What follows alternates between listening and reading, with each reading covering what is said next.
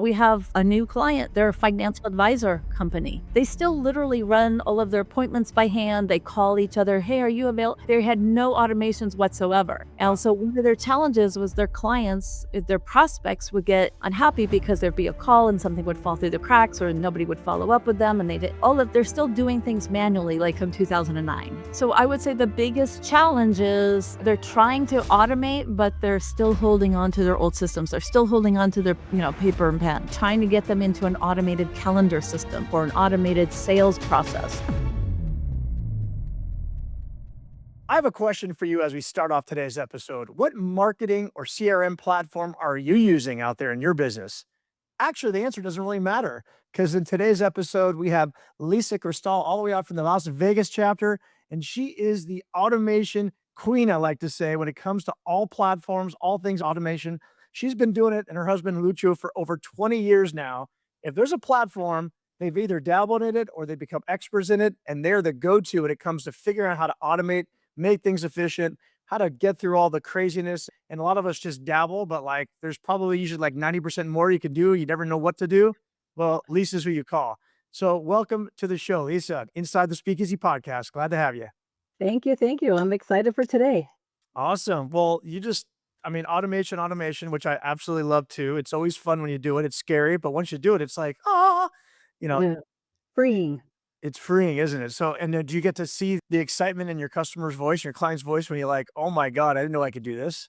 all the time. In fact, we actually do a weekly open office hour call with all of our clients. Whoever hops on, hops on. And every week someone's sharing like they implemented or they did this and now they're able to do that. And, it's really cool to see how they can then move on into the next thing in their business and not get stuck. Okay, we're gonna do some cool little automation hacks today. So get ready to hear some of these ideas and really what's working today. Especially for those of you on Go High Level, they're really doing a lot of work. Lisa, you told me a lot of work in GHL and of course others, but that's certainly a very common, popular one and one of our great sponsors out there. Thank you, GHL. Before we get into that, I mean, how do you just decide one day I'm going to be a platform automation guru? Like, how do you just back into this world? It was an evolution. Yeah, both my husband and I are complete computer geeks. We have been in the online world since 2003. We started off, I'm going to age myself, but we started off with one shopping cart back in the day. Oh boy. And that was the cutting edge thing at the time, but that's how we kind of started our business there. And we have clients all over the world. And eventually we ended up moving into Infusionsoft. Many of you know it as Confusionsoft. It's a massive platform and it was a lot. We were there for 15 years. And the last 3 years, because it still wasn't able to do quite what we were looking for, right? Like we knew there was just something that could help us really create what we were looking. And we hoped it was a ClickFunnels, but we moved into ClickFunnels, had an overlap of ClickFunnels and Infusionsoft for 3 years. Okay. ClickFunnels is great for what it was intended for, but it wasn't what we were looking for. And then we were introduced to GoHighLevel literally at the end of 2018 to right in 2008, right when they first started. Very, very beginning days. We started looking at it, testing it, playing with it. We started with our own company. We started moving everything over in our company, and we used it ourselves for an entire year before we started bringing our clients on board because we wanted to make sure because it was like, okay, this looks really good. Like we can do this and we can do this. So we started bringing it over, running all the tests. And in the beginning of 2020, we started our agency, started bringing our clients on board, and they were referring others. And our business has grown mostly on referral basis, which is why we have such a diverse group of clients right now. But yeah, it's all about systems. And when we finally found a system that was about systems, right? And how we could automate all of these functions for our clients so that they could focus on what they do best, right? And then let the systems work and then, work and improve upon them as you go. Love it. Well, I feel as you're sharing that story that you guys were like very serial, non-monogamous. You just kind of dated multiple CRMs. You kept switching over. You were like, I'm going to go date this new tool over here for a year before I break up complete with the other one. Right. I mean, it's just like, I'm emotionally, I'm sure you were like you was like dating somebody and you're like, I don't know. We're so vested into this relationship we have with the CRM. I mean, can we do it? First of all, I mean, was there a lot of that kind of feeling? Oh, it was a lot. Like that's like in fact why we had Infusionsoft and ClickFunnels overlapping for 3 years, you guys. We were paying for both platforms because again, we wouldn't just jump. And we also wanted to make sure the functionality was what we needed. But it was also really great for us now because now when we work with clients who are making a transition from another platform, we're Right. uniquely experienced on that. We can really, really help them make that transition. And we have an entire process of full POS worked out that we do when we help them with their transition, when they Yeah. transition over. Well, I know you guys must be good at what you're doing, just to the fact that you build enough systems to be able to make that lead, because I know how painful switching costs are for people on that. I imagine that's one of your biggest objections you get, right? And for those listening here, like, I mean, what are the fears? Like, how do you help people through the switching costs, paranoia people go through? So really the way we help them, because again, it's a big deal. It is a big deal. It's, like they're just running their business day to day. So having a map or a strategy, because I'm a business strategist. So I'm always looking at, we want to get here, how do we get here from here to here? And then we reverse engineer it. So it's all about strategy because once you understand what they're at, what are the most important pieces, we begin to transition the most important components, meaning where are they making their most profit from right now? Like that's where we have to focus initially, right? Their highest profit margins. How can we make a smooth transition there? So we have everything set up, everything tested. We test and we run everything. We do trial runs before we make that full switch over. So it's all about the plan. I'm going to tell you it's all about the plan. So when they feel comfortable and we spent the time and we map out that whole strategy and they see step by step what's going to happen, that really eases it. Right? That is the piece that helps that say, Mm. okay, let's do that. Done this with a few really big companies. So one of our amazing clients is a cruise line out of South America, and they're absolutely incredible. By the way, that is also thanks to one of our speakeasy members who referred us. Oh, So good. the beauty of our organization, how we all support each other and collaborate. But they had a very big transition that was a process and actually, still doing some key points on there.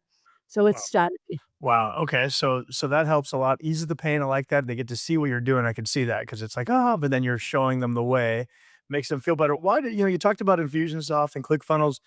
For those that maybe not be as, I'll even say myself, I'm not necessarily in the under the hood as much. Again, I know enough about these tools. I hear about them, but like, when I try to get under there and log in, I get like my hand slapped and like, Eric, what are you doing in here? Kind of thing. What was I intuitively know the answer to my question, but I like to hear it more, not exactly. What did GHL, why are they winning and crushing right now? Like as you're going through there, and I know this isn't a big, talk about them, but for those again that are looking around and not understanding all the tools, what did they do that was so magical and different that got everybody to say, I need to go date that one? Yeah, that's a really good question. So it was interesting. Number one was that we felt like the components of GHL were easy to differentiate, meaning there's a CRM, there's a sales platform, there's an automation platform. Like they have each of the components really clearly outlined, right? They have all of these pieces. The other thing that attracted us, and this is really interesting saying this, but we call it our all-in-one command central. It's literally running your business from one place.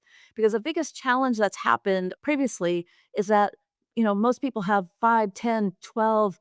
I've had clients that have as many as 25 different apps and programs and softwares that they use to run their business, and they're logging into all these different things and they've got to remember the logins. And then if something changes or there's an update, then it breaks the pattern, right? And then you got to figure out where did it break and what, right? And it's all these things that are just way too much issues for the business owner, right? Yep. So in the past, and I want to do a really good analogy here. So back in the day, again, I'm going to date myself. When they first came out with those printers that were like the 3-in-1 printers, they could scan, they could print, they could copy. Yep. In the beginning, they were not good because Yeah. they couldn't do all three well, right? In the Right. beginning, they couldn't do like they would copy good, but they didn't scan very well or whatever, right? So in the beginning, it was a rough transition for them until they finally improved upon it. Got it. But what happened when we were with Infusionsoft and ClickFunnels is we just couldn't find that thing that was allowing us to be able to keep everything in one place to run our business, right? And so that's what we were looking for. When we first found that in GoHighLevel, we're like, okay, this makes sense, and we got to test it, but we're able to bring all of that in so we don't have the bandwidth and trying to figure out what connects and did the Zap break or did this break or did the code change and all of the things. No, I'm not saying GoHighLevel is perfect. It's not. There's no one perfect platform, But what it does for business owners and entrepreneurs is it helps, relieve the tension and stress of having these 10, 12, 20 different places to run your business all in one place, Mhm. having it all in one place. And I'm going to use a great analogy here because there's a chat going on in our Las Vegas chapter right now, all about the Tesla, self-driving Tesla. And I don't, you've seen that, Eric? Whole concept of how the self-driving Tesla helps open our mind up, right? It eases some of the stress instead of when you're in the car and you're driving and you're trying to talk to someone and figure out where you're going, right? Completely different experience than when in your Tesla that's self-driving. This was actually a topic of discussion in our last meeting. Yep. It's the same thing, and this is it's a great analogy to what I say with Go High Level. When all of the pieces are working together, it relieves our brain function, right? It helps release some of that so that we can focus on the areas that we need to. I think that just came to me, but I'm going to use that analogy again. I love it. Well, we could talk more about, we could get deeper into GHL, but let's get some nuggets. I mean, let's talk about automation. I mean, you're in there, and again, we have a lot of GHL users and others who are using other platforms. Give me some examples of, I always say, like, what do you see as a most common thing that we're all doing? And maybe it's a two-part question. Maybe like, what's a common mistake we're making that we should be fixing, number one? And maybe like, what's a common maybe tool set or use set within a GHL or automate, but people don't even realize is there. If I were to use my old analogy, it's like people would use Microsoft Excel or Word and say, God, you're only using like 3% of the capabilities. You didn't know these are there. Like maybe both of those questions in there are different. Yeah. Well, so I'm gonna do this, which is we run the majority of our business through Go High Level, okay? But a lot of our AI automations, you guys, like, I know all of, we're keeping up with, the AI is moving faster than the speed of light, right? Like it's moving so fast. So we've learned that there's portions of it that are handled outside of GHL, but we're tracking and managing everything within GHL. Yeah. So obviously the big conversation now is how can AI help our systems and our processes, right? So a large portion of that can be done within GHL, a large portion of it. For those of us who are a little bit more advanced in AI, obviously there's components that are much, farther ahead outside of Go High Level, but then we incorporate it in. But for our clients and our prospects, most of them are not nearly as advanced as most of our speakeasy people are, right? Like they're not living in the world of AI. That many of them are afraid of AI or they're concerned or they're not quite sure or right. So what I found in the high level platform is it allows them to ease into it. So it Mm, allows them, like we can show them, you can use AI to help write your automations, right? To write what we call workflows. I mhm. work with things that are the automatic follow-up sequences. So as they start, again, whether they're beginner or advanced, the more automations that we can create or they create or we create with them, the less they have to think about it. And so we're easing them in using AI right now. So I hope that answered your question, but I would say AI seems that obviously it's a topic of conversation right now, but if we're not all encompassing just Go High Level, what we do is when we talk, we're like, what are your challenges? What are the things that you do? And then we have something called the AI powered growth ecosystem. And from our ecosystem, we say, we have a solution that can help with that, right? I don't wanna just Yeah. throw everything at them. What is your challenge? What is your problem? And then we can help you with X. And so we So bring what are the common problems you're finding? People come to you. Is it just like, if I'm listening, and I know not all speakeasy members are listening, or we have other people, listening. So like, what are people finding, or you're seeing when you talk to a customer the first time, you're doing that audit, like a discovery, you're like, oh man, like this is a common thing that people are doing wrong or not doing at all. This show is brought to you by High Level, the AI driven business operating system trusted by over 2 million businesses to help automate, scale, and create real leverage. High Level isn't just a tool, it's the engine behind some of the most agile and high performing teams on the planet. If you're ready to streamline everything, amplify your reach, and actually build a business that works for you, you're in the right place. Visit www.gohighlevel.com/speakeasy-mastermind-promo to get an exclusive 30-day trial for being a listener of the Inside the Speakeasy podcast. Enjoy the show. a common thing is that they either don't have real automations or either doing everything manually still, meaning they have office staff, they're doing manual, either follow-ups and things are falling through the cracks.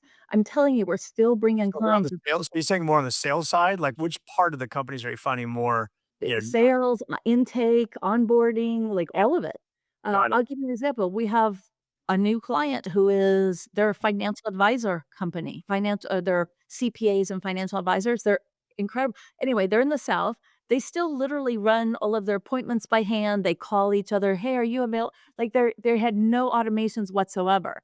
And Wow. so one of their challenges was their clients, their prospects would get unhappy because there'd be a call and something would fall through the cracks or nobody would follow up with them and they did like all of they're still doing things manually like from 2009, like Mm. just manual. But here's what's surprising to me is still finding that. Like that's not uncommon. It's surprising to me because I've been on Google Calendar for 25 years, you know.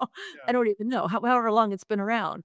So I would say the biggest challenge is they're trying to automate, but they're still holding on to their old systems. They're still holding on to their paper and pens, paper and pen, right? Writing everything down manually, like trying to get them into an automated calendar system or an automated sales process. Right. We take everything now, we're already getting them not just but the qualified booked appointments. So we're doing all the follow-up automated. They're literally just getting on the phone and making and closing the sale. That's it. Right. Right. Wow, that's great. So I mean, it would seem like probably a lot of the issues is it's kind of like I go to the quadrants, if you will. It's almost like the quadrant 2 of what Stephen Covey teaches, where it's important but never urgent. So they continue to use the same old arcane systems they've had forever. And they're like, they're gonna get to it someday and they just keep never getting to it and time just passes. And so, I guess if anybody's listening and saying, gee, that might be me, maybe there's areas of your business that you're not automating. And the analogy for me is almost like what we're seeing in AI right now. I think a lot of it's too just habit of questions we're asking. Are we asking the questions, how can I automate this versus just continue to do the same thing? Well, gee, can it be automated? Can AI do this thing that I'm doing every day now versus the old way? And a lot of people are they've been doing their business the same way for a long time, right? I Yep. get it. Especially if you're talking about service-based businesses, attorneys, financial planners, you know, HVAC, whatever, they're just so used to doing these things. So when you start to share with them, you know, what can be done in the background without them even being involved, it frees them up. And it's really cool to see when somebody is open and this starts implementing it. Yep. Okay, so let's go. Let me see if I can get you to think of an advanced automation. So, like, let's go to a more advanced listener. All right. So, yes, of course, come on in and automate my intake of leads to my team, to the automatic responded emails that go out, text messages, et cetera, et cetera. What's like some fun, really advanced? Like, wow, you actually really impressed somebody with some cool automations. Yeah, so we have 2 really big ones right now that we're really working with. One is what we call the WWAI Profit Accelerator, and this is our follow-up system. So, not only leads, okay, because everyone talks about leads, leads, leads. Leads are only the first part of it. If you're not following up with them, you paid for it's worthless, right? It's Mhm. about getting qualified book calls. So, it is about getting them through the gatekeeper, qualifying them, and what it does it has over 17 touch points. And so this is really cool because it goes out and we do first what's called intelligent prospecting. So we go out and it researches about this person and what are they involved with? What do their kids do? It responds to different things in social media. So all of a sudden this person is seeing, you show up on you're commenting or they're seeing you, they're starting to see you, right? And they're recognizing, oh, hey, this person's like following me, knows what I'm doing, commenting on different things. And our AI is doing this. It's intelligent prospecting. And we do a series of these follow-ups with them. And we actually had one, this is amazing. It was with an attorney, and the attorney had been awarded an award for something, and it was done on social media. And so our AI went to him and said, hey, congratulations on your award. And the attorney, he's like, I don't recall getting that. And so our AI went back to the post, got the post, and sent him the post with the award. And he was like, huh? I didn't even know I won this. And he got on the phone with us. He goes, I don't know who your person was, but please tell them thank you for like finding that for me. We're like, that was our system. And so you guys, like, I mean, for those people who know AI, it's just so advanced. It can do so much. And so it takes the pressure off of the sales team now because the sales teams now become literally, they're doing their job of closing sales. We Yeah. get these 17 touch points, and these people are then choosing and they're booking an appointment once they've been pre-qualified. So when they get on that call, they're on a call with a salesperson. They already know you. They already know you've been following them. Like, right? They're like, how did you like know this? And they get on a call and it's already built that relationship. And how much longer do you think, and maybe because I'm more on the front edge of these things and everything, all these LinkedIn messages and everything I'm getting, I'm like AI, AI. I mean, what do you think? I mean, how much longer until we can get away with this kind of marketing until people are like, okay, this is just AI bots chasing me down? Well, here's what I'm gonna say where ours is different. It's first of all, it's not a template. So it's not a like templated statement, right? I'm not going, hey, Eric, I saw you on Speakeasy, da, da, da," right? It's not that. It's gonna be, hey, Eric, we saw your daughter just, her baseball or her softball team just won won their thing, right? Whatever. So it's like creating real conversation. So it's actually not that easy to tell that it's necessarily AI because it's literally taking information from your socials. It's Yeah. going in and it's researching you and it's extensive research.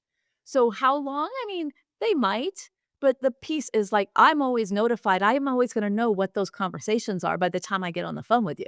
Yeah. I'm gonna know that we reached out about that. I could, because 'cause I'm following, I can go in and look at my report on you. If once I know you booked a call with me, I'm gonna see everything that transpired Yeah. with a human touch. That's the important part. It's not a bot that goes out and does a standard, the templated response, a templated response. And there's a lot of softwares that do that. You have to write out your templates and that's what it sends. It's a very different thing than that. Yeah, Got it. these are really custom conversations. Yeah, no, it's gonna be interesting. I mean, either way, to me, I mean, I feel like, well, at some point, if it starts to lose its luster, then you just go to the next thing and next thing. Exactly, it evolves. The key is if you think about how many steps along the process, whatever that lead step is, it's the next one and the next one and the next one, and the follow through and the follow ups and delivering. And, certainly, in the world I play in, as you know, I mean, just the art of follow up is just most people fail and suck at it. And especially entrepreneurs, they're just bad at it. It's not their core. And having systems and tools that can deliver things to us efficiently and say, here you go. I mean, that's worth so much savings and time. It used to be back in the day, it would be like 3 to 5 touches, right? Like 3 to 5 times a follow-up back and forth, and then you could probably get a conversation going. It is now between 8 and 12 before people will even respond. So it's become, and I'm telling you, people just don't follow up that much. They just don't do it. Yeah. So having a system that is doing it for you behind the scenes that you can follow, that's still personalized, that's still custom. Again, we can apply it in so many ways, but it makes it they feel like they're being seen and heard, and that's the first and most important thing about building relationships. Nice. What else? Any other fun automations that you guys are proud of, like that you've knocked out recently? Or I got another question after that, but go ahead. Any other fun that you can think of? I mean, this Yeah. is actually so cool. I'm actually having a blast, and I got Speakeasy involved with it, and I'm super excited because we actually have a new collaboration with a Speakeasy member. Wonderful. So I am doing AI funny ads and having so much fun with it. It's just for me, it's the creative side for me, really creating these fun, crazy, you know, they're real people. I mean, it can be real people, it could be cartoon. There's so much that we can do in AI now. Yeah. So I'm creating short ads, anywhere from 8 seconds to no more than a minute. Most of them are 30 seconds, right around in that range, and really fun, creative stuff. And so I put out in Speakeasy, I said, look, I'm looking for some case studies, right? I'm looking for a few more case studies here because I have some different, industries that I'm doing and just connect it up with a couple of people and have a new collaboration going.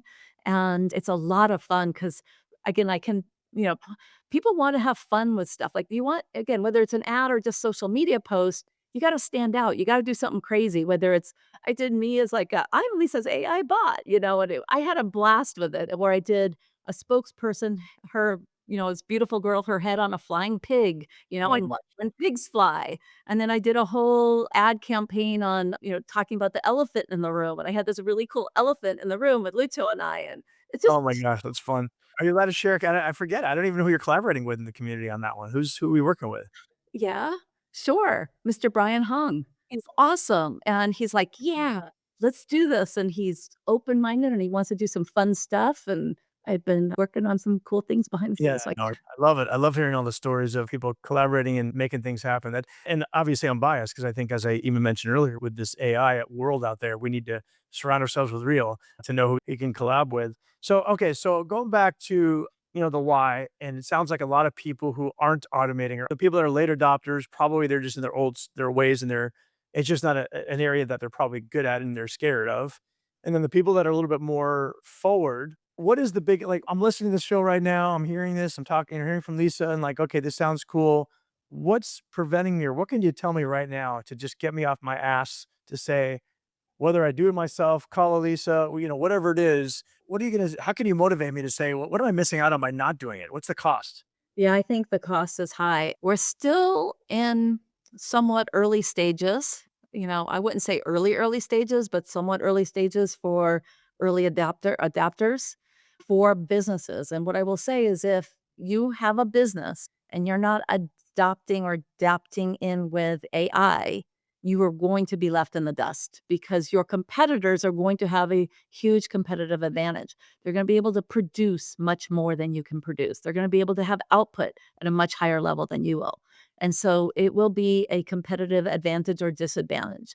It's not taking away jobs, it's creating more options, right? It's letting people get specialized in what they do and do what they do best, but automating the things that are repetitive. And that's really it. What is the repetitive components of your business that can be automated that, and I'll throw this last piece, the bare minimum is an AI employee. They work 24/7, they never get tired, they never call in sick, they never have an attitude, right? Like they know your stuff, they're going to do it perfectly. And if somebody calls your business at 1:30 in the morning, they're going to answer and they're going to be lovely and they're going to do it exactly the right way and they're like, "Oh my gosh, we never had this before." It's brilliant because guess what? If you're not answering your phone at 1:30 in the morning, they're going to call another business and they're going to find So something your to do favorite use of a 24/7 AI employee is what? Is the intake person on a lead? on a call. Okay. Absolutely. Like, there is no reason why you can't because people you never know what their schedule is. They're What looking for what somebody or they're looking. Yeah, what software do you like and you're recommending right now for the AI intake? We're actually using high level for it right now. We have our AI agents all built out and answering 24/7 and scheduling and booking calls and Is that a tool within the GHL? 'Cause that's that's what part we're of it. gonna do too. Yeah, part of it. Yeah. And speaking of GHL, maybe back to that other question. I know you're GHL and more, but what is maybe a favorite tool within GHL, and maybe this is the one we're just talking about now, that all of us GHL users may not be as familiar with that should get familiar with it? Oh, wow. There's so much in there. This is just one of my little favorite things. So, GHL has something called communities. Communities, think of communities as like a Facebook group. It's also patterned after school, SKOOL. So, if you're familiar with school, it's literally patterned after school. But I like to think of it as a Facebook group, a private Facebook group that can be private, it could be open, it could be paid, it could be free. So we're building these communities, and these communities are brilliant because you get to manage everything, right? You don't have to have Facebook out there advertising to your people for a month for another group, which just drives me insane. Oh, wow. So they're in your group, but here's what's really cool. Not only do you have communities, but within the marketing platform where they have a social poster, I can also schedule my post within the community. So I can set up like if there's every Monday there's a phone call, like in my Monday reminder or whatever it is, or I do a social post in there. I book it just as if I'm posting to Facebook or LinkedIn or whatever. I can do the same thing within the community.